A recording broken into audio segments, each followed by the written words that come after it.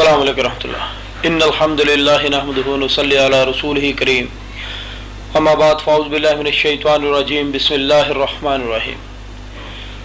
One belt one road project शायद ये हमारी दुनिया की तारीख का सबसे बड़ा प्रोजेक्ट है।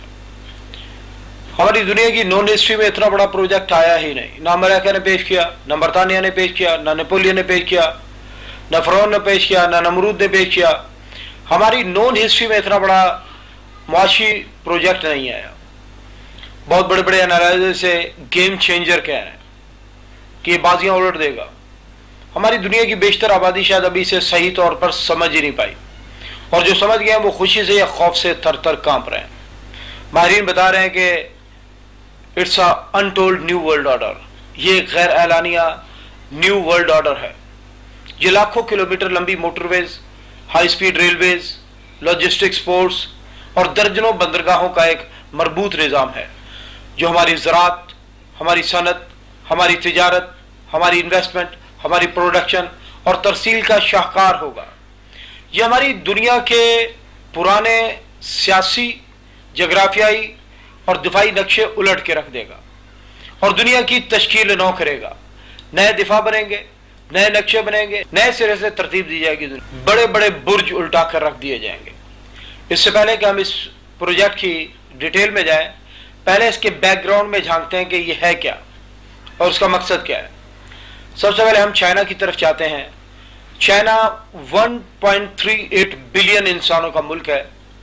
ये कतर नहीं है जिसकी 8 लाख आबादी होगी, न लीबिया है जिसकी 48 लाख आबादी होगी, न डेनमार्क है जिसकी 45 लाख आबादी होगी, बल्कि 100 लाख का 1 करोड़ और 100 करोड़ का 1 अरब, और ये 1 अरब 38 करोड़ इंसानों का दुनिया का सबसे बड़ा मुल्क है। ये 20.6% ऑफ द वर्ल्ड है। दुनिया की बहुत बड़ी आबादी, और दुनिया की बहुत बड़ी आबादी को चाहिए खुराक। दुनिया की सबसे बड़ी खुराक इसे चाहिए, और इस खुराक को हासिल करने के लिए दुनिया का सबसे बड़ा जरिया रोजगार इन्हें चाहिए, और इस मकसद के लिए दुनिया की सबसे बड़ी इंडस्ट्री इनके पास है, जहां सैकड़ों नहीं, हजारों नहीं, बल्कि लाखों इंडस्ट्रियां मौजूद हैं, और ये उन इंडस्ट्रियों में काम करते हैं और रोजगार हासिल करते हैं। आपकी सुई, आपकी मोमबत्ती, अमेरिका की सैटेलाइट्स को खला में छोड़ के आने का काम भी यही चाइना की कंपनियां करती हैं। और जब ये पूरी दुनिया की सबसे बड़ी इंडस्ट्री है, इस इंडस्ट्री से पैदा होने वाली प्रोडक्शन एक बहुत बड़ी मार्केट बन जाती है, मंडी बन जाती है। आप जानते हैं आपके इलाके में 2-4 दुकानें खुल जाएं, पहली दुकान 10 रुपए का माल दे रही है तो दूसरी दुकान 9.5 का माल देगी, तीसरी 9.25 का देगी, चौथी 9 का देगी। यानी कि मार्केट अपनी कम तरीन सतह पर आ जाती है और वो चीपेस्ट मंडी बन जाती है, सबसे सस्ती मंडी बन जाती है। और इसी लिहाज से चाइना दुनिया की सबसे सस्ती मंडी बन चुका है। पूरी दुनिया के ताजिर चाइना का रुख कर रहे हैं। जैसा कि मैंने आपको बताया कि इस बहुत बड़ी प्रोडक्शन के लिए बहुत बड़ी इंडस्ट्री है, और इस बहुत बड़ी इंडस्ट्री को रन करने के लिए चाइना को चाहिए तेल। चाइना इस वक्त 1 करोड़ बैरल डेली से ज्यादा तेल कंज्यूम कर रहा है, और इस तरह ये दुनिया का सबसे बड़ा ऑयल इंपोर्टर है। कभी वक्त था कि अमेरिका दुनिया का सबसे बड़ा ऑयल इंपोर्टर हुआ करता था, लेकिन अब चाइना 40 लाख बैरल चाइना के अंदर से तेल निकल रहा है, और 60 लाख बैरल तेल चाइना बाहर से इंपोर्ट कर रहा है। हम मार्केट में प्रोजेक्टर लेने के लिए गए, उन्होंने कहा ये प्रोजेक्टर 80,000 का आपको मिलेगा, यूरोप से डिलीवर कराएंगे, अच्छी क्वालिटी का है। मैंने कहा ये तो महंगा है। उन्होंने कहा जी हाँ, एक और तरीका है, हम हांगकांग से आपको डिलीवर करवा देते हैं, चाइना का बना हुआ। यही प्रोजेक्टर आपको 43,000 में पड़ जाएगा। मैं हैरान हुआ, मैंने कहा चाइना का 2 नंबर होगा, इतना सस्ता? उन्होंने कहा 2 नंबर नहीं होगा, सेम कंपनी होगी, वही कंपनी जो यूरोप में बना रही है वही कंपनी बनाएगी चाइना में, वही डिजाइन होगा, वही प्रोडक्ट्स होंगे, वही पार्ट्स होंगे, वही वारंटी होगी, वही गारंटी होगी। चाइना के अंदर बिजली का रेट बहुत कम है, आधी कीमत में पड़ जाता है वो यूरोप के मुकाबले में। चाइना के अंदर टैक्सेस बहुत लो हैं, इंडस्ट्री के ऊपर टैक्स बहुत कम लिया जाता है। चाइना की गवर्नमेंट को यही चाहिए कि उनके इलाके के अंदर लोग आए, इंडस्ट्री लगाएं, उसकी आवाम को रोजगार मिल जाए, वहां पर 2-4 हज़ार लोगों का काम मिल जाए, और चाइना की गवर्नमेंट को बहुत थोड़ी फीस देकर वो ये काम कर सकते हैं। और सबसे बड़ी बात है कि चाइना में सस्ती लेबर है। अगर यूरोप के अंदर एक बंदा 1,80,000 रुपए में जो काम करता है, चाइना में वही वर्कर वो 60-70 हज़ार में काम करने के लिए तैयार हो जाता है। यानी कि आधी से भी कम कीमत लेबर की है, आधी से भी कम कीमत बिजली की है, टैक्स रेट बहुत लो है, और उनको वही माल आधी से भी कम कीमत में पड़ जाता है, और वो आधी कीमत में दे दें तो उनको बारे में पड़ता है। اور اس طرح پوری دنیا کی انڈسٹری چائنا میں شفٹ ہو رہی ہے. چائنیز یہ پروڈکشن کرتے ہیں، ڈبوں میں بند کرتے ہیں، کنٹینروں میں بند کرتے ہیں اور آگے ترسیل کر دیتے ہیں. چائنیز پوری دنیا کے لیے پروڈکشن کر رہے ہیں، امریکہ کے لیے، یورپ کے لیے، افریقہ کے لیے، عربیہ کے لیے، ایشیا کے لیے، آسٹریلیا کے لیے، پوری دنیا کے لیے پروڈکشن کر رہے ہیں. اور وہ مال پروڈیوس کرنے کے بعد، ڈبوں میں پیک کرنے کے بعد کنٹینروں میں بند کرتے ہیں. اور دنیا کی سب سے بڑی شپنگ پورٹ امریکہ میں نہیں ہے، سنگاپور میں نہیں ہے، بلکہ دنیا کی سب سے بڑی شپنگ پورٹ چائنا کے اندر شنگھائی میں ہے. اور صرف یہی شنگھائی کی بندرگاہ نہیں، بلکہ دنیا کی 10 بڑی شپنگ پورٹس میں سے 7 بڑی شپنگ پورٹس چائنا کے اندر ہی ہیں، جو پوری دنیا کو یہ مال سپلائی کر رہی ہیں، جہاں ہر گھنٹے میں سینکڑوں کنٹینر ڈسپیچ ہو رہے ہیں پوری دنیا کے لیے. چائنا نے اس ترسیل کو مستقل بنانے کے لیے، نان سٹاپ بنانے کے لیے ایک منصوبہ تشکیل دیا ہے، جس کو میری ٹائم سلک روٹ کا نام دیا گیا ہے. اور یہ چائنا کی بندرگاہ سے چلتا ہے، شیڈن سے انڈونیشیا، اس کے بعد ملاکا لیک سے ہوتا ہوا یہ سری لنکا کی بندرگاہ، اس کے بعد کلکتہ، گوادر، دبئی، خلیج فارس کے اندرونی ریاستیں، اس کے بعد یہ یمن کے ساحلوں سے ہوتا ہوا آگے جاتا ہے، نہر سوئز کراس کرتا ہے مصر سے، اور نہر سوئز کراس کرنے کے بعد یہ ایتھنز کی بندرگاہ اور باقی یورپ کی بندرگاہوں میں جاتا ہے. نہر سوئز بننے سے پہلے یہ رستہ تھا 20,000 کلومیٹر کا، جو کہ بہت طویل اور بہت مہنگا تھا. نیپولین نے مصر کو کاٹا، نہر سوئز نکالی اور نہر سوئز کو ملا دیا میڈیٹرینین سی سے، یورپ کو عربیہ کے ساتھ ملا دیا اس نے، اور یہ رستہ بہت چھوٹا ہو گیا. اسی رستے سے 40 لاکھ بیرل تیل روزانہ گزرتا ہے. یہی یمن کے ساحلوں سے آگے افریقہ کی دوسری بندرگاہوں تک یہ رستہ جاتا ہے. اور چائنا نے 1 بیلٹ 1 روڈ کا نام دیا، یعنی کہ ایشیا، افریقہ، عربیہ، یورپ یہ ایک ہی پٹی پر واقع ہے اس نے کہا. اور اس کے لیے ایک اور منصوبہ، 4000 سال پہلے دنیا کے نقشے پر ایک سڑک موجود تھی جس کو شاہراہ ریشم کہا جاتا تھا. یہ چین سے چلتی تھی، قازقستان، ازبکستان، کرغستان، ایران اور ترکی، ایشیا کوچک تک جاتی تھی. اور یہ سڑک حضرت عیسیٰ علیہ السلام کے پیدا ہونے سے 2000 سال پہلے موجود تھی. 2014 کے اندر یونیسکو نے اس کو اپنے ثقافتی ورثے میں شامل کیا، 33 نئے مقامات کو اس میں شامل کیا، اور پوری دنیا کے ملکوں کو کہا کہ اپنے اپنے حصے کا کام کرے، اس کو مکمل کرے. یہ ایک تجارتی گزرگاہ ہوگی اور یہ دنیا کا سب سے بڑا پروجیکٹ ہوگا، جو 1,20,000 کلومیٹر لمبی موٹر ویز کا جال ہے. یہ موٹر وے چائنا سے لے کر میڈرڈ تک نہیں، بلکہ چائنا سے منگولیا بھی ہے، چائنا سے رشیا بھی ہے، چائنا سے گوادر بھی ہے، پوری دنیا کے ملکوں میں یہ گھوم رہی ہے، جو کہ 1,20,000 کلومیٹر لمبی موٹر ویز کا جال ہے، جو ہماری دنیا کی تاریخ کا سب سے بڑا مضبوط پروجیکٹ ہے. دنیا کی تاریخ میں اتنا بڑا پروجیکٹ آیا ہی نہیں جو ٹریڈ کے مقاصد کے لیے بنایا گا. یہ 40,000 کلومیٹر ہائی سپیڈ ریلویز کا جال ہے، اور اس ریلوے نے اپنا پہلا چکر کاٹ لیا ہے. چائنا سے ریل چلی ہے اور میڈرڈ گئی ہے، وہاں مال اتارا ہے، اور میڈرڈ سے 5 مائل لے کر یہ واپس چائنا آ گئی ہے. اور پوری دنیا نے شور مچا دیا کہ یہ تو سمندری رستے بھی سستا ہے، یہ دنیا کا سب سے سستا روٹ ہے جو چائنا کو یورپ سے ملائے گا. انڈینز نیٹ پر بہت پروپیگیٹ کر رہے ہیں، ہر بلاگ پر وہ شور بجا رہے ہیں کہ یہ جو پاکستان کی گوادر کی بندرگاہ یہ استعمال نہیں ہوگی، بلکہ یورپ کے ساتھ اگر ٹریڈ کرنا چاہے گا چائنا، رشیا، سینٹرل ایشیا، تو وہ اس روڈ کے ذریعے ہوگی، یعنی کہ موٹر وے کے ذریعے ہوگی، جو کہ ڈائریکٹ جا رہی ہے میڈرڈ تک. اور انہوں نے یہ بھی بتایا، پوری دنیا کو یہ بتایا کہ بھائی ہاں یہ راستہ بھی سستا ہے. اور ہم نے مختلف کمپنیوں سے کنفرم کیا کہ واقعی یہ راستہ سفر سستا پڑتا ہے، کیونکہ سمندر کا سفر ہے 18,595 کلومیٹر، جو کہ سمندری سفر سستا ہونے کے باوجود بہت طویل ہے اور بہت مہنگا پڑتا ہے. اس کے مقابلے میں ٹرین کا سفر 10,700 کلومیٹر ہے، جو کہ سستا پڑ جاتا ہے. لیکن ہم دنیا کے نقشے کو اس طرح نہیں دیکھ رہے، ہم دنیا کے نقشے کو کسی اور نظر سے دیکھ رہے ہیں، اور وہ ہے گوادر ٹو بارسلونا. یعنی کہ یورپ کا سفر، گوادر سے لے کر بارسلونا کا سفر 8,943 کلومیٹر رہ جائے گا، اور یہ یورپ کے لیے سب سے چیپسٹ روٹ ہوگا، اور یہی روٹ استعمال ہوگا. لیکن اب سوال یہ پیدا ہوتا ہے کہ کیا یہ روٹ جو ہے گلوبل ٹریڈ کے لیے کافی ہوگا؟ 3 بڑے کھلاڑی ہیں ایشیا میں اس ٹریڈ کے، رشیا، چائنا اور central Asia.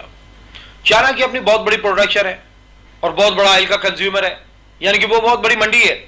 Russia energy resources کا بہت بڑا ایکسپورٹر ہے. اور سینٹرل ایشیا عربیہ کے بعد تیل کے سب سے بڑے ذخائر، 336 بلین بیرل تیل، گیس کے سب سے بڑے ذخائر 521 ٹریلین کیوبک فٹ گیس کے ذخائر، ایک ملک کے اندر 10,000 ہزار ٹن سونا ہے. یہاں منرل بہت بے بہا ہیں، اور پوری دنیا ان انرجی ریسورسز کی طرف اپروچ کرنا چاہتی ہے، ان کو یوز کرنا چاہتی ہے. اب یہ ممالک یورپ کے ساتھ اسپیشلی فقط یورپ کے ساتھ ٹریڈ نہیں کرنا چاہتے. ایک حد تک ٹریڈ ہوگی یورپ میں, کیونکہ دنیا کی پاپولیشن کا صرف 13% حصہ یورپ میں رہتا ہے اور ان کی اپنی پروڈکشن خاطر خواہ ہے. وہاں مال نہیں بکے گا, مال بکے گا تو ایشیا اور افریقہ میں ملے گا جو دنیا کی سب سے بڑی آبادی ہے. ایشیا 60.67% آف دا ورلڈ اور افریقہ 14.79% آف دا ورلڈ. یہ دنیا دونوں براعظم مل کر 75% آف دا پاپولیشن بناتے ہیں دنیا کی, جو کہ بہت بڑی آبادی ہے. دنیا کی سب سے اہم اور سب سے بڑی آبادی یہی واقع ہے. دنیا کے کنزیومر یہی واقع ہے, دنیا کے بائر یہی واقع ہے, اور دنیا ٹریڈ بھی انہی سے کرنا چاہتی ہے. آپ کو یاد ہوگا رشیا نے سینٹرل ایشیا کو اپنے اندر شامل کر لیا تھا, اس کے بعد افغانستان پر حملہ کیا تھا, افغانستان پر قبضہ کیا تھا. وہ افغانستان تک نہیں آنا چاہتا تھا بلکہ وارم واٹر تک, گرم پانیوں تک آنا چاہتا تھا. رشیا اگر سمندر سے اپروچ تھی تو وہ صرف یورپ سے تھی, اور یورپ سے 20-22 ہزار کلومیٹر کا راستہ, بہت لمبا راستہ پڑتا. اس راستے سے تو آٹا بھی سونے کا بھاؤ پڑ جاتا ہے. تو رشیا اپروچ کرنا چاہتا تھا گوادر کو, تاکہ وہ گوادر تک اپنی سارے ریسورسز, ساری انرجی ریسورسز کو لائے اور یہاں پر لا کر بیچے, ایشیا میں, عربیہ میں, افریقہ میں. سینٹرل ایشیا کے پاس بھی اس کے سوا کوئی راستہ نہیں ہے کہ وہ اپنا مال گوادر کی طرف لائے, یعنی کہ بحیرہ عرب میں رہے اور یہاں پر ٹریڈ کرے. انڈیا نے ایک بہت بڑی آفر کیا, آج کل بہت زیادہ پروپیگیٹ کیا جا رہا ہے یہ نیٹ پر, اور ہمارا الیکٹرانک میڈیا بھی اس کی دھوم مچا رہا ہے کہ انڈیا نے ایک بندرگاہ بنائی ہے چابہار میں, اور انڈیا نے آفر کیا ہے کہ بھائی آپ افغانستان اور پاکستان کو چھوڑیں, بائی پاس کریں, آپ سینٹرل ایشیا اور رشیا ڈائریکٹ آئیں ایران میں, ایران سے چابہار کی بندرگاہ میں آئے اور یہاں سے آپ عربیہ میں ٹریڈ کریں, ایشیا میں ٹریڈ کریں, افریقہ میں ٹریڈ کریں, یعنی کہ 75% پاپولیشن تک پہنچنے کا ان کو بالکل سمپل راستہ دے دیا, سیف راستہ دے دیا. لیکن یہ کنفرم ہے کہ چابہار کی بندرگاہ 11 میٹر سے زیادہ گہری نہیں ہے, اور 11 میٹر گہری بندرگاہ کے اندر بڑے کنٹینر شپس آ کر رک ہی نہیں سکتے, لنگر انداز ہی نہیں ہو سکتے. جب وہ آ ہی نہیں سکتے, لنگر انداز ہی نہیں ہو سکتے, تو ٹریڈ کا کیا سوال ہے؟ یہ تو پاسبل ہی نہیں ہے کہ یہاں سے ٹریڈ ہو سکے. تو یہ انڈیا ایران کو جو بندرگاہ بنا کر دے رہا ہے, اس کے مقاصد کیا ہے؟ بھائی دیکھیے, انڈیا کی فورس افغانستان میں ہے اور انڈیا اپنی فوج کا حجم وہاں بڑھانا چاہتا ہے. امریکہ انڈیا کو افغانستان میں سیٹ کرنا چاہتا ہے, اس کو وہاں پوزیشن دینا چاہتا ہے, اور وہاں فوج کے لیے انڈیا کو چاہیے راستہ, جو پاکستان تو دینے کو تیار نہیں ہے. پاکستان کبھی بھی انڈین آرمی کو افغانستان کے اندر اپروچ نہیں دے گا, نہ راستہ دے گا, نہ کوئی لائن دے گا. انڈیا افغانستان میں اپنی فوج کی سپلائی کو کس طرح برقرار رکھے گا؟ پاکستان تو راستہ دینے کو تیار نہیں ہے, اور نہ ہی ہو سکتا, یہ پاسبلٹی نہیں ہے. انڈیا ہمارا دشمن ہے, اور وہ افغانستان میں جائے گا تو وہ بھی ہماری دشمنی ہی کو آگے بڑھائے گا. تو پھر انڈیا کے لیے کیا آپشن ہے؟ انڈیا کے پاس ایک ہی آپشن ہے کہ اپنی فوج کو بحری جہازوں میں اتارے, چھوٹے بحری جہازوں میں اتارے, اور وہ بحری جہاز چابہار کی بندرگاہ پر جا کر لگے, اور چابہار کی بندرگاہ سے انڈیا نے ایک روڈ بنائی ہے جو کہ افغانستان جاتی ہے. یعنی اپنی سپلائی کو, ملٹری پریزنس کو برقرار رکھنے کے لیے, لاجسٹک سپورٹ قائم رکھنے کے لیے, اپنے فوج کے لیے, اسلحہ کے لیے, گولہ بارود کے لیے, خوراک کے لیے, پرسنل کی آمد و رفت کے لیے وہ یہ راستہ بنا رہا ہے. یہ چابہار کی بندرگاہ کچھ تجارتی مقاصد کے لیے نہیں ہے, یہ ٹریڈ روٹ نہیں ہے, یہاں سے ٹریڈ نہیں ہو سکے. اب جو معاہدہ ہوا ہے انڈیا, ایران اور افغانستان کا, تو دیکھیے ایران تو پہلے سمندر پہ تھا, تو افغانستان تو کو وہ اپروچ دے رہے ہیں اس معاہدے کے اندر. افغانستان کی کوئی بہت بڑی پروڈکشن نہیں ہے, افغانستان گندم بھی پاکستان سے منگواتا ہے, تو وہ ملک جس کی پروڈکشن ہی نہیں ہے وہ کیا ٹریڈ کرے گا؟ بیسیکلی یہ معاہدہ ہی فوجی مقاصد کے لیے ہے, اور اس سے اپنی فوجی پریزنس کو افغانستان کے اندر وہ مضبوط کرنا چاہتے ہیں. اور ذرا یہ دیکھیے کہ چائنیز کیا کہہ رہے ہیں. 2,000-kilometer road and rail link connecting Kashgar in West China's Xinjiang Uyghur Autonomous Region to Pakistan's southwestern port of Gwadar. For China, it reduces transportation time of goods and energy. Currently, exports from China to the Middle East and Africa via the Strait of Malacca take about 45 days. That could be reduced to less than 10 days going through Gwadar port. In a broader view, the corridor will closely connect Central Asia, West Asia, and Gulf states through economic and energy cooperation. کمال ہوگی. Chinese بتا کیا رہے ہیں؟ وہ کہتے ہیں کہ ہمارا سفر بہت لمبا ہے. چنگائی سے چلتے ہیں 12,273 کلومیٹر, خلیج فارس کے اندر ہم آتے ہیں, اور وہاں سے تیل لے کر واپس جاتے ہیں 12,273 کلومیٹر. 45 ڈیز کا یہ سفر ہے. اور ایک اور جو جہاز ہوتا ہے, بحری جہاز جس کے اندر تیل جاتا ہے, اس کا کرایہ ہے $67,000 پر ڈے, ایک دن کا کرایہ ہے. اور 45 دن کا کرایہ اپروکسیمیٹلی 30 to 35 لاکھ بنتا ہے، 35 لاکھ کے قریب بنتا ہے کرایہ۔ یہ 35 لاکھ ڈالر ہیں، یعنی کہ یہ لاکھوں روپے نہیں، کروڑوں روپے نہیں، بلکہ اربوں روپے کی بات ہے۔ اور یہ ایک جہاز نہیں گزرتا یہاں سے۔ چائنا کی ڈیمانڈ ہے 600 بلین کیوبک فٹ گیس، جو کہ ایل پی جی کی صورت میں جاتی ہے، اور وہ گیس بھی اسی رستے بحری جہازوں کے اندر جاتی ہے۔ چائنا کی ڈیمانڈ میں نے آپ کو بتایا کہ 60 لاکھ بیرل تیل ہے، یہ دنیا کی سب سے بڑی ڈیمانڈ ہے، یہ بھی اسی رستے سے جاتی ہے۔ اور میں نے آپ کو بتایا تھا کہ چائنا کی پروڈکشن بھی دنیا کی سب سے بڑی پروڈکشن ہے، اور اس کا بھی 90% حصہ اسی رستے سے آتا ہے۔ اگر آپ ملاکا لیک میں کھڑے ہو جائیں اور دونوں طرف دیکھیں تو ایک طرف سے تیل اور گیس کے بحری جہاز بھرے ہوئے آ رہے ہیں، اور دوسری طرف سے چائنا کے جو چائنا کی فنش پروڈکٹس ہیں، ان کے جو جہاز ہیں وہ لین لگائے آ رہے ہیں ایشیا کی طرف، افریقہ کی طرف، عربیہ کی طرف، یورپ کی طرف۔ یہاں سینکڑوں جہاز گزر رہے ہیں ڈیلی، اور چائنیز کہہ رہے ہیں کہ ہمارے پاس ایک اپرچونٹی آئی ہے۔ وہ کیا ہے؟ وہ کہتے ہیں کہ ہم گوادر سے ایک روڈ بنائیں گے جو کہ خنجراب تک ہوگی، اور خنجراب سے آگے چائنیز خود بیٹھے میں۔ وہ کہہ رہے ہیں کہ ہم اس روڈ کو بنائیں گے اور یہاں سے اتر آئیں گے گوادر تک، اور صرف یہ روڈ ہی نہیں بنے گی بلکہ اس روڈ کے ساتھ ایک گیس کی لائن بن رہی ہے اور ایک پائپ کی لائن بن رہی ہے۔ گیس کی لائن میں سے میں نے آپ کو بتایا کہ ان کی ڈیمانڈ ہے 600 بلین کیوبک فٹ گیس، اور یہ گیس دنیا کی بہت بڑی ڈیمانڈ ہے۔ اس کا ٹیکس کتنا بنے گا یہ ہم تصور بھی نہیں کر سکتے، یہ اربوں میں بنے گا، یہ لاکھوں میں کروڑوں میں نہیں ہوگا بلکہ اربوں میں صرف ٹیکس ہوگا، جس کے لیے آپ کو کچھ کرنا نہیں پڑے گا، صرف گیس گزرنے کی اجازت دیں گے، وہ گیس گزرے گی اور آپ کو ٹیکس ملتا رہے گا۔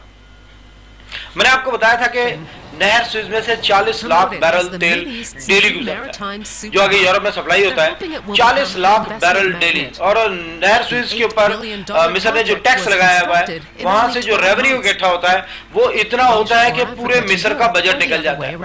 وہ 40 لاکھ بیرل تیل وہاں سے گزرتا ہے۔ آپ تصور کیجئے چائنا کی ڈیمانڈ ہے 60 لاکھ بیرل تیل ڈیلی، اور 60 لاکھ بیرل ڈیلی گزرنے کا مطلب کیا ہوگا، اس کا ریونیو کتنا بنے گا۔ پاکستان میں ایک طرف عرب ممالک ہیں، سعودیہ، کویت، ایران، عراق، یہ سارے ممالک تیل نکالیں گے، ہاتھ پیر کالے کریں گے، تیل کو اس لائن میں لا کے ڈالیں گے، اور اس لائن میں سے تیل کو ہم پمپ کریں گے، کچھ جگہ ری پمپ کریں گے، اور چائنا سے جا کے یہ تیل نکلے گا، اس تیل سے وہ اپنی انڈسٹری چلائیں گے، دن رات کام کریں گے، پروڈکشن حاصل کریں گے۔ لیکن کمال ہے کہ پاکستانی اس پر بیٹھ کر جو منافع حاصل کریں گے وہ کتنا ہوگا۔ چائنا کو 60 لاکھ ڈالر ڈیلی بچے گا اس میں سے کرایہ قیمت میں، اور پاکستان کو جو ریونیو بچے گا وہ لاکھوں میں نہیں ہوگا، وہ ملینز میں نہیں ہوگا، بلکہ وہ ڈزنز آف بلینز میں ہوگا، جس کا تصور بھی ہمارا دشمن نہیں کر سکتا، وہ برداشت نہیں کر سکتے، وہ سوچ نہیں سکتے کہ سارے پاکستانی بیٹھے ہوں اور یہ صرف تیل کی لائن میں سے جو تیل گزرے اس میں سے ڈزنز آف بلینز، اربوں ڈالر اس کو ریونیو بچ جائے، اس کو ٹیکس بچ جائے۔ یہ پوری دنیا کے لیے حیران کن ہے، شاکنگ ہے پوری دنیا کے لیے۔ انڈیا بری طرح خوفزدہ ہے اس چیز سے کہ پاکستان ایک معاشی طاقت بننے جا رہا ہے، یہ پوری دنیا کے لیے شاکنگ ہے، دنیا خوفزدہ ہے اس سے، ہمارے دشمن اس کو برداشت نہیں کر پا رہے، ان کے وہ حوصلہ نہیں کر پا رہے کہ وہ دیکھیں کہ پاکستان ایک ترقی کر رہا ہے، اور ترقی بھی کس طرح، ایک دو پوائنٹس نہیں بلکہ آپ دیکھیں اس کے جتنے فیچرز کھولتے جائیں گے اتنے ہی حیران ہوتے جائیں گے۔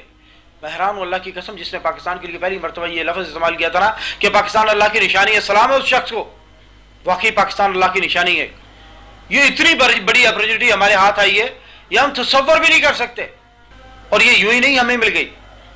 اللہ تعالیٰ ہر چیز دینے سے پہلے آزماتا ہے۔ جیسے میں نے آپ کو بتایا کہ تیل ارب مال نکالیں گے، پاکستان سے گزرے گا، صرف ہمیں اربوں ڈالر اس میں سے ریونیو مل جائے گا، اور چائنیز اس تیل کو استعمال کریں گے، انڈسٹری میں یوز کریں گے، پروڈکشن حاصل کریں گے، دن رات کام کریں گے وہ، اور جو مال پیدا کریں گے اس کو ڈبوں میں بند کریں گے، ڈبوں کو کنٹینروں میں بند کریں گے، اور کنٹینروں میں وہ مال پیک کرنے کے بعد وہ بندرگاہوں پر نہیں لے جائیں گے۔ 45 ڈیز کا سفر ہے، لاکھوں ڈالر کا کرایہ ہے، میں نے آپ کو بتایا۔ وہ کیا کریں گے؟ وہ واپس اس مال کو اسی رستے سے واپس بھیج دیں گے، جو لائنوں کے ساتھ موٹر پہ بن رہی ہے اس موٹر پہ کے ساتھ بھیج دیں گے، اور یہ صرف 7 دن کا سفر ہے، گوادر پہ آ جائے گا، اور گوادر آباد دنیا کے مرکز کے سینٹر کے اندر ہے۔ میں نے آپ کو بتایا دنیا کی 75% پاپولیشن افریقہ اور ایشیا کے اندر رہتی ہے، اور اسی آبادی میں پوری دنیا ٹریڈ کرنا چاہتی ہے۔ اس کا مطلب یہ ہوگا کہ یہ مال جائے گا یہاں سے اور آئے گا بھی یہاں سے، تیل کی صورت میں جائے گا، انرجی کی صورت میں جائے گا، اور فنش پروڈکٹس کی صورت میں واپس آئے گا اور گوادر اس دنیا کی سب سے بڑی منڈی بن جائے گا. ہماری فوج خنجراب سے گوادر تک جو راستہ بن رہا ہے اس راستے کی گارنٹر بن رہی ہے. ہمارے کارپوریٹ طبقہ جو ہے اس نے پیسہ لگایا ہے اور اس سڑک کو مکمل کر رہے ہیں. 80% سڑک مکمل ہو چکی ہے اور 2022 کے اندر امید ہے کہ یہ لنکڈ ہو جائے گی چائنا کے ساتھ اور مکمل طور پر کام شروع کر دے گی. کمال تو یہ ہے کہ یہ $46 بلین کہاں لگیں گے؟ پیسہ تو ہمارا تاجر طبقہ سڑک پہ لگا رہا ہے یا بہت تھوڑا اس میں سے لگا ہے, باقی $46 بلین لگے گا. یہ موٹر وے کے ارد گرد 16 بجلی گھر ہیں جو اس نقشے میں تفصیل سے نظر آ رہے ہیں. ان 16 بجلی گھروں میں سے 16,400 میگا واٹ بجلی پروڈیوس ہوگی. یہ اتنی بجلی ہے جو پاکستان کے اندر اس وقت پروڈیوس نہیں ہو رہی. ہماری ٹوٹل پروڈکشن سے زیادہ بجلی صرف موٹر وے کے اوپر پروڈیوس ہوگی. اس کا استعمال کیا ہوگا؟ موٹر وے کے اوپر پلاٹ کاٹے جا رہے ہیں, انڈسٹریل زون بنایا جا رہا ہے اور باقاعدہ چائنا کی, عربیہ کی, یورپ کی, امریکہ کی اخباروں میں اشاعت دیے جا چکے ہیں کہ گوادر روڈ, گوادر جو سب سے اہم منڈی, اس کے روڈ کے اوپر یعنی کہ چائنا سے لے کر گوادر تک جو سڑک آ رہی ہے, جو روڈ آ رہا ہے, اس روٹ کے اوپر آپ کو انڈسٹریل زون قائم کر کے دیے جائیں گے. اور کمال ہے کہ بجلی میسر ہوگی, میٹر فیکٹری کے گیٹ پر لگا کر دیے جائیں گے. بجلی کا ریٹ بھی کم ہوگا, سستی بجلی ہوگی اور اس کے بعد گورنمنٹ آف پاکستان بہت کم ٹیکس لے گی, آپ کو اجازت دے گی کہ آپ انڈسٹری لگائیں. اور سب سے بڑی بات یہ ہے, ان کو سب سے بڑی اپرچونٹی یہ دکھائی گئی ہے کہ پاکستان 20 کروڑ انسانوں کا ملک ہے, ہیومن ریسورس سے ریچ ہے, بھرپور توانائی ہے اس کے اندر. پاکستان کی آبادی کم نہیں ہے, آپ کا لاہور ڈنمارک سے 3 گنا بڑا ہے, آپ کا پنجاب اتنا بڑا ہے کہ پاپولیشن وائز شاید یورپ کے اندر ایک بھی ملک اتنا بڑا نہیں ہے. آپ کا کوئی قد کاٹ ہے اور اتنی بڑی آبادی میں اب یہاں محنتی اور قابل لوگوں کی کمی نہیں ہے. یعنی کہ یہاں پر آپ کو چائنا سے بھی سستی لیبر مل سکتی ہے اور جس کی سب سے بڑی بات ہے کہ پروڈکشن جو ہوگی وہ گوادر تک ڈائریکٹ پہنچے گی, یعنی کہ پوری دنیا کی منڈیوں تک پہنچ جائے گی. اور اس اپرچونٹی نے 10,000 کمپنیوں کو ہماری موٹر وے کے ارد گرد انڈسٹریل زون کے اندر کام کرنے کے اوپر راغب کر لیا اور جس سے 90 لاکھ کے قریب پاکستانیوں کو روزگار ملنے کی توقع ہے. پاکستان بھر کے لوگوں کو روزگار ملے گا, پاکستان میں خوشحالی آئے گی, پاکستان مضبوط ہوگا, پاکستان طاقتور ہوگا, کیونکہ مضبوط ہی طاقتور ہوتا ہے اور یہ ہمارے دشمن کبھی بھی دیکھنا نہیں چاہتے. ایک متعدد اندازے کے مطابق ہر ہفتے 1 لاکھ سے زیادہ ٹرک چائنا سے گوادر کی طرف ان آؤٹ کریں گے اور یہ نیٹو کی سپلائی نہیں ہوگی جو بغیر ٹیکس دیے گزر جائے گی, ہماری سڑکوں کو تباہ کر کے گزر جائے گی, بلکہ یہ تجارتی ٹرک ہوں گے جو ٹیکس دیں گے. اور ان کا ٹول ٹیکس, ان کا ریونیو کتنا ہوگا اس کا اندازہ آپ کیجئے کہ 2001 میں جب آپ کی گورنمنٹ نے کہا تھا کہ ہمارے پاس پیسے نہیں ہیں, ہم غریب ملک ہیں, ہمارے وسائل نہیں رکھتے, ہم یہ موٹر وے نہیں بنانا چاہتے, تو کوریا کی کمپنی نے کہا تھا کہ بھائی تم یہ موٹر وے بناؤ, اور نہیں بنانا چاہتے تو ہم پیسے لگا دیتے ہیں, ہم بنا دیتے ہیں, بنا بھی دیتے ہیں, انویسٹمنٹ بھی ہم کر دیتے ہیں, ہمیں موٹر وے کے اوپر ٹول ٹیکس لگانے دو, جو اس میں سے ٹول ٹیکس میں سے جو ریونیو اکٹھا ہوگا اس میں سے ہم اپنی قیمت پوری کر لیں گے. اور 2001 کے اعداد و شمار کے مطابق کوریا کی کمپنی کا جو اندازہ تھا وہ 20 بلین تھا اس کا ریونیو, اس وقت جب سونے کی قیمت 5,000 روپیہ تولہ تھی. آج سونے کی قیمت دیکھیں, آج یہ ریونیو 5 گنا بڑھ چکا ہے, تقریباً 100 بلین سے زیادہ ہوگا ریونیو اس کا. اس کے بعد آتے ہیں انڈیا کی طرف. انڈیا دنیا کی سب سے بڑی ڈیموکریسی ہے,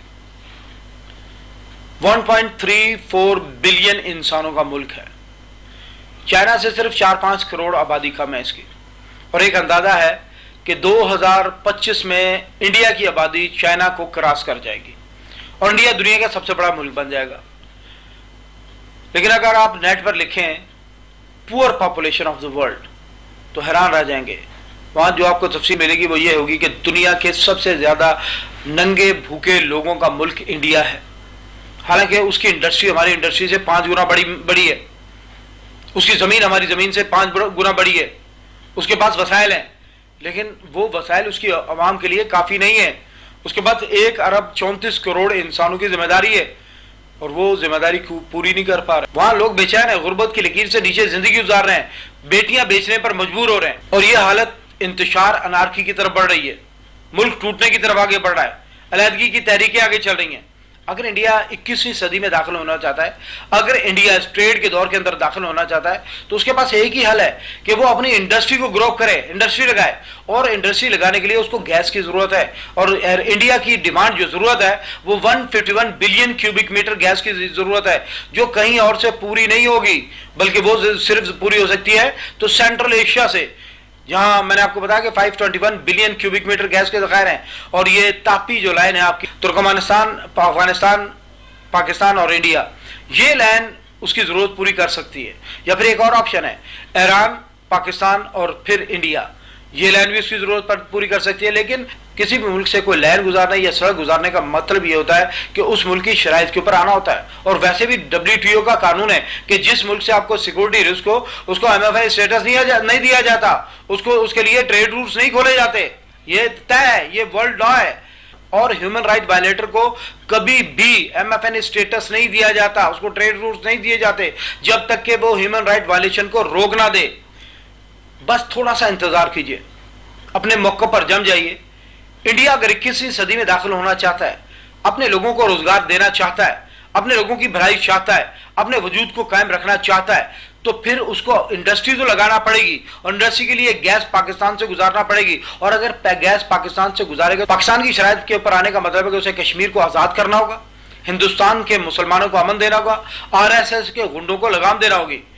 اور ہندوستان کے بڑے بڑے انالائزرز کہہ رہے ہیں کہ اگر ہم نے کشمیر کو آزاد کر دیا تو پھر آسام والے بھی آزادی مانگیں گے، ناگالینڈ والے بھی آزادی مانگیں گے، منی پور والے بھی آزادی مانگیں گے، خالستان والے بھی آزادی مانگیں گے۔ ہندوستان اپنے وجود، اپنے حجم کے اندر سے ایک پریشر پیدا ہوگا اور پورا ہندوستان پھٹ جائے گا، ٹکڑے ٹکڑے ہو جائے گا، مختلف ریاستوں میں بڑھ جائے گا۔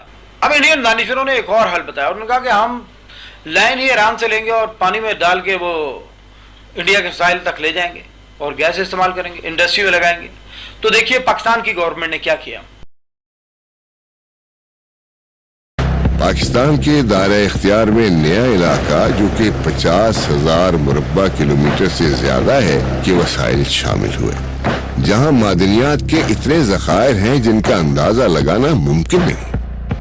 سالوں کی محنت کے بعد پاکستان کی سمندری حدود اب 350 نوٹیکل مائل تک ہے، جو کہ 2,90,000 مربع کلومیٹر کا احاطہ کرتی ہے، اور پاکستان اس خطے میں یہ توسیع حاصل کرنے والا پہلا ملک ہے۔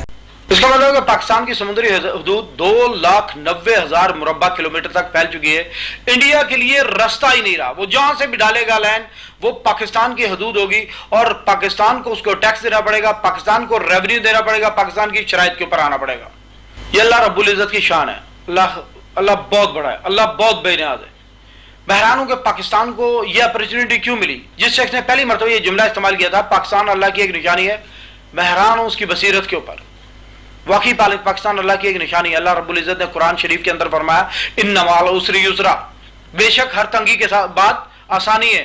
اور تنگی کتنی دیکھی ہم نے، پاکستان بنا پہلے سال ہندوستان کے ساتھ جنگ کے حالت میں آ گئے، ہم کشمیر کے مسئلے پر الجھ پڑے تھے، اور اس کے بعد افغانستان کو رشیا نے فتح کیا اور افغانستان کے اندر جنگ شروع ہو گئی، مجاہدین نے وہ جنگ لڑی، پاکستان کی سپورٹ سے جنگ لڑی، اور تھوڑی بہت نہیں 17,50,000 لاشیں اٹھائیں، لیکن رشیا کو برداشت نہیں کیا، اور رشیا اس وقت دنیا کا سب سے طاقتور ملک تھا، 51 لاکھ فوج تھی اس وقت رشیا کی، 1,700 انٹر کانٹیننٹل بیلسٹک میزائل پوری دنیا کو اپنے نشانے پر لیے ہوئے تھے، اور رشیا وہاں سے نکل گیا، شکست ہو گئی، اس کے ٹکڑے ٹکڑے ہو گیا۔ اس کے بعد امریکہ داخل ہوا افغانستان کے اندر، اور اس امریکہ کی فوجوں کو انڈیفیٹیبل فورسز کہا جاتا تھا، وہ فوجیں جن کو شکست سے نہیں دی جاتی۔ بڑے بڑے انالائزرز کہہ رہے تھے کہ امریکہ کی ملٹری مشین اتنی بڑی ہے کہ پوری دنیا کی فوجیں اگر اکٹھی ہو کر امریکہ کے ساتھ جنگ کرنا چاہیں تو امریکہ کو شکست نہیں دے سکتے۔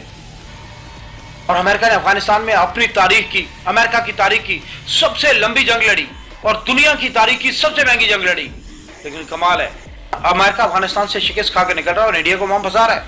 اب انڈیا کی باری آ جائے گی، اور کمال ہے، دہشت گردی کے خلاف جنگ پوری دنیا میں لڑی جا رہی ہے۔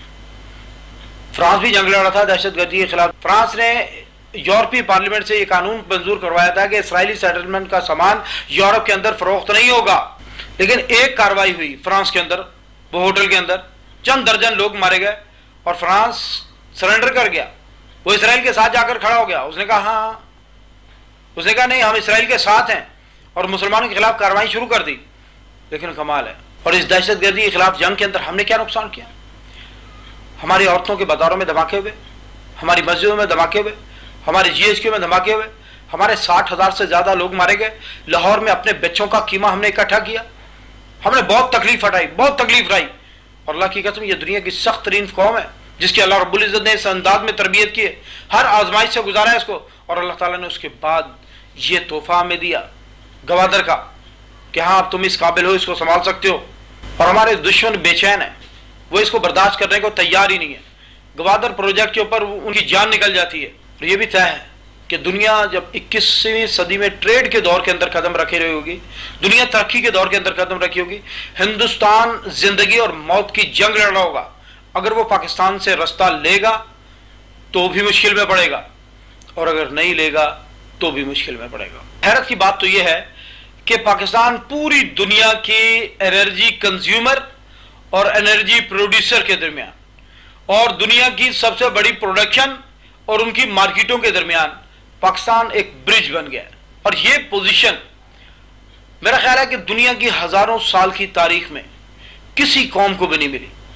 اتنی بڑی اپرچونٹی نہیں ملی.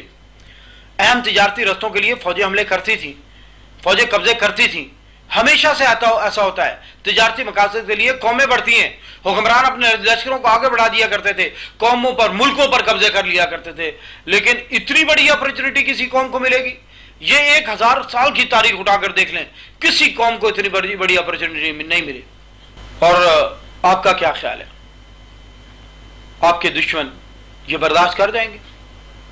امریکہ جس کے جرنیلوں کا برملا یہ کہنا ہے کہ پاکستان نے ہمیں ڈبل کراس کیا، پاکستان ہماری شکست کا ذمہ دار ہے. نیٹو جس کے یہ جرنیل کہہ رہے ہیں کہ ہماری شکست کا واحد ذمہ دار پاکستان ہے، وہ یہ قبول کر لیں گے؟ امریکن کبھی بھی نہیں قبول کریں گے. امریکن کبھی بھی پاکستان کو بڑھتا ہوا دیکھنا نہیں چاہتے. اور پاکستان ہی نہیں، امریکن چائنیز کو بھی گروتھ کرتا ہوا نہیں دیکھنا چاہتے. امریکن اس کے خلاف ضرور کام کریں گے اور پورا کام کریں گے. اپنی طاقت کے مطابق اس کے خلاف ہر کام کرنے کو وہ تیار ہوں گے. اور دوسری طرف اسرائیلی جو پہلے دن سے ہمارے دشمن ہیں. میں ہیومینٹیرینز کے اوپر بریفنگ تیار کر رہا تھا تو میں نے کہا کہ ذرا دیکھوں کہ فلاح انسانیت کے کاموں کے بارے میں یہ پرانی کتابوں میں کچھ لکھا ہوگا، آسمانی کتابوں میں، تو وہ بھی اپنے حوالے اپنے پاس لکھ لیتا ہوں. میں نے تورات اٹھائی، تورات کھولی، اور جب تورات پڑھی تو میں حیران رہ گیا. تورات کے اندر لکھا تھا ایک لشکر اٹھے گا مشرق کی طرف سے، جو یروشلم کی دیواروں کے ساتھ آ کر جنگ کھڑی کرے گا، یعنی کہ اسرائیل کی دیواروں کے ساتھ آ کر جنگ کھڑی کرے گا. اور وہ دنیا کی تاریخ کی سب سے بڑی جنگ ہوگی جو یہودیوں کی ان کے دشمنوں کے ساتھ ہوگی.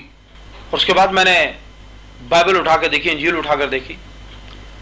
اس کے اندر لکھا تھا کہ قیامت کے قریب پوری دنیا کے یہودی اسرائیل میں اکٹھے ہو جائیں گے. یہ پہلی نشانی. اور اس کے بعد بائبل میں یہ لکھا ہے 6th اینجل، چھٹا فرشتہ اپنی شیشی میں سے ایک سیال مادہ گرا دے گا جو دریائے فرات کے اوپر گرے گا اور فرات خشک ہو جائے گا. اور اس کے بعد مشرق کے حکمرانوں کو یہ چھوٹ مل جائے گی کہ وہ آگے بڑھے اور ان کا لشکر آئے گا اور اسرائیل کے ساتھ ہرمجدون کی وادی میں، جس کو انگلش میں آرمگڈان کہتے ہیں، ہرمجدون کی وادی میں وہ آ کر جنگ کھڑی کرے گا. اور یہ جنگ دنیا کی تاریخ کی سب سے بڑی جنگ ہوگی. بائبل میں لکھا ہے کہ انسان کھڑے ہوں گے لیکن آنکھوں کے خول کے اندر سے ڈھیلے گل چکے ہوں گے. انسان کھڑا ہوگا لیکن جبڑوں کے اندر سے زبان گل چکی ہوگی. اور یہ اتنی خوفناک جنگ ہوگی کہ یروشلم سے 200 میل تک اتنا خون بہے گا کہ پوری زمین انسانوں کے خون، جسموں اور جنگی ہتھیاروں سے بھر جائے گی. بائبل میں لکھا ہے کہ اس جنگ کے اندر 2/3 یہودی مار دیے جائیں گے. اور اسی لیے وہ نہیں چاہتے کہ مشرق کی طرف سے کوئی بھی طاقت اٹھے جو ان کے اگینسٹ ہو، جو ان کے خلاف ہو. ڈیوڈ بن گورین نے اپنی پہلی تقریر کے اندر کہا تھا کہ ہمیں خطرہ عربوں سے نہیں ہے بلکہ ہمیں خطرہ پاکستان سے، کیونکہ Pakistan and whole of it love the Arab and hate the Jews. Pakistan اور پورا کا پورا پاکستان یہ عربوں سے محبت کرتے ہیں اور یہودیوں سے نفرت کرتے ہیں. And this lure of Arabs is more dangerous for us than self. اور یہ عربوں کا جو محبت کرنے والا ہے پاکستان، یہ ہمارے لیے عربوں سے زیادہ خطرناک ہے. اور اسی لیے وہ کہہ رہے ہیں کہ ہم ہر سطح پر پاکستان کو برباد کرنے کی پوری کوشش کریں گے. انہوں نے یہ عزم کیا تھا. اور اس کے بعد انڈیا. پہلے دن گاندھی نے کہا تھا کہ مسلمان پاکستان بنانے جا رہے ہیں لیکن یہ بہت جلد واپس آئیں گے اور واپس آ کے یہ نہرو سے کہیں گے کہ ہمیں واپس بٹھا لو, ہمارا گزارا نہیں ہو رہا, اور نہرو نے واپس بٹھا لے گا. برٹش پارلیمنٹ کے اندر کیا کمنٹس ہوئے تھے ہمارے بارے میں کہ پاکستان کی عمر 10 سال ہے, 10 سال بعد یہ ڈیزالو ہو جائے گا. لیکن اللہ کا شکر ہے ہم کھڑے ہیں اور پوری طاقت سے کھڑے ہیں. ہمارے دشمن ہمارے اوپر کمنٹس کرنے والے تھر تھر کانپ رہے ہیں, وہ خوفزدہ ہیں کہ پاکستان بننے کیا جا رہا ہے. یہ 34 ملکوں کے اتحاد کی قیادت کر رہا ہے, ایٹمی پاکستان بن گیا ہے, عالم اسلام کی پہلی ایٹامک پاور بن گیا ہے, یہ اب معاشی طاقت بننے جا رہا ہے. وہ یہ برداشت نہیں کرنا چاہتے. اور انڈیا, اسرائیل اور امریکہ, یہ تینوں کا ٹرائیکا پاکستان کو برباد کرنے کے لیے کر کیا رہا ہے. خبر دیں گے آپ کو اور بتائیں گے کہ بھارت کی ایک اور سازش بے نقاب ہو گئی ہے. بھارتی خفیہ ایجنسی را پاک چین اقتصادی راہداری کو سبوتاژ کرنے کے لیے بے چین. انیل دھسمانہ کی 3 رکنی ٹیم میں میجر جنرل راجیشور سنگھ بھی شامل ہے. مزید جان لیتے ہیں ایکسپریس نیوز کے نمائندے احمد منصور سے. احمد, بھارت کی ایک اور سازش بے نقاب ہو گئی ہے, کیا اپڈیٹ کریں گے آپ ہمیں؟ جی بالکل مدیہ, بھارت نے پاکستان کو ایک بڑا نقصان پہنچانے کی تیاری کی ہے اور بااعتماد ذرائع نے اس سازش کو بے نقاب کیا ہے اور بھی اس حوالے سے تفصیلات سامنے آئی ہیں. بھارتی خفیہ ایجنسی را نے چائنا پاکستان اکنامک کوریڈور منصوبے کو ناکام بنانے کے لیے ایک دوسری سیٹ اپ جو ہے وہ قائم کر دیا گیا ہے. انیل دھسمانہ جو ہے اسپیشل سیکرٹری وائی تو سیکرٹری را, وہ ان کی تقرری کی گئی ہے اس نئے سیٹ اپ میں, جو براہ راست رپورٹ کریں گے سیکرٹری را کو. جو مزید تفصیلات آئی ہیں اس میں جو انیل ہیں ان کو 3 افسران جو ہیں وہ ممبرز کے طور پہ ان کی ٹیم کے طور پہ دیے گئے ہیں, جن میں ایک ممبر میجر جنرل راجیشور سنگھ ہے, جبکہ 2 جوائنٹ سیکرٹریز جو ہیں مسٹر جے ایس رمیش اور ویوک کے جوہری.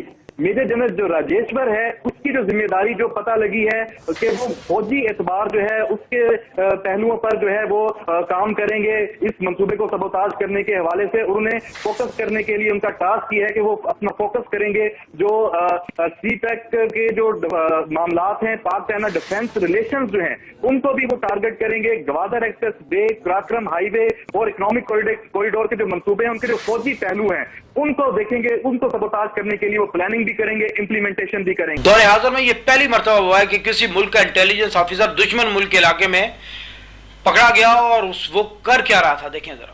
کلبھشن یادو بلوچستان میں را کے جو بڑے منصوبے تھے اس کا ایک کلیدی اور سب سے اہم کردار بتایا گیا ہے.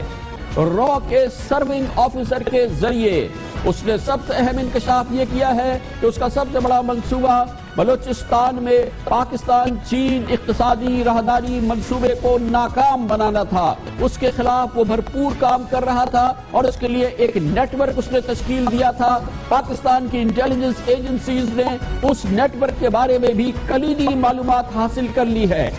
وہ پاکستان کے خلاف سازشیں کر رہے تھے, سبوٹاژ کی کاروائیاں کر رہے تھے, دہشت گردانہ کاروائیاں کر رہے تھے. کیوں پاکستان کے اوپر حملہ کیوں نہیں کر دیتے؟ کیونکہ کر نہیں سکتے.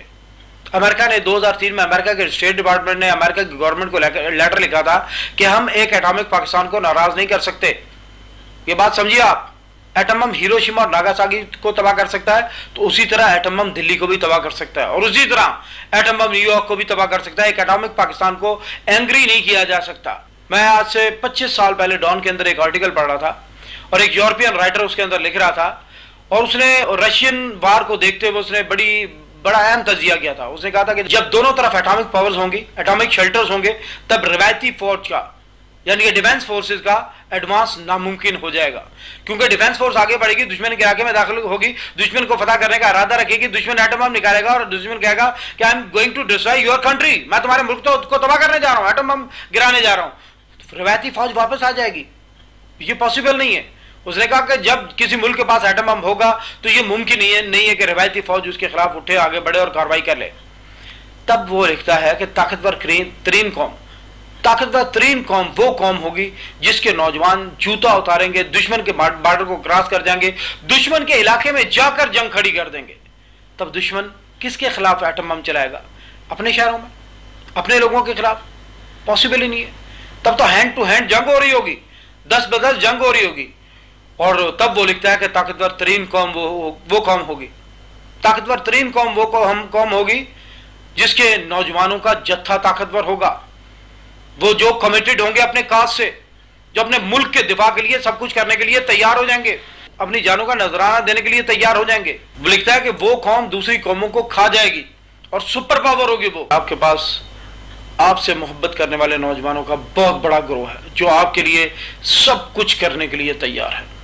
آرٹ آف وار میں سنزو لکھتا ہے وہ جن کی مہارتیں دفاع کرنے میں ہیں خود کو زمین کی 9 پرتوں کے نیچے چھپا لیں، مورچے کھول دیں، باڑ لگا لیں، بیریئر لگا لیں، خندقیں کھود لیں، چھپ جائیں زمین کے نیچے۔ وہ ڈیفینس فورس ہیں، انہوں نے ڈیفینس کرنا ہے اپنا۔ لیکن وہ لکھتا ہے کہ جن کی مہارتیں حملہ کرنے میں ہیں وہ خود کو 7ویں آسمان کے اوپر لے آئیں، کیونکہ وہ اپنا دفاع کرنے کی بھی صلاحیت رکھتے ہیں اور دشمن کی تباہی کی تکمیل بھی جانتے ہیں۔